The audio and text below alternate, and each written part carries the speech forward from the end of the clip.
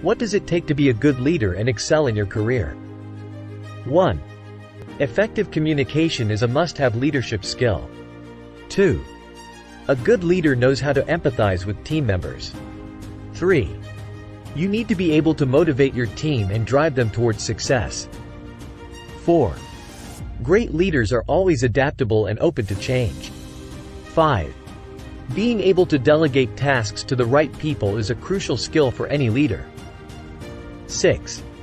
Trust is key in any professional relationship, and it's especially important for leaders. 7.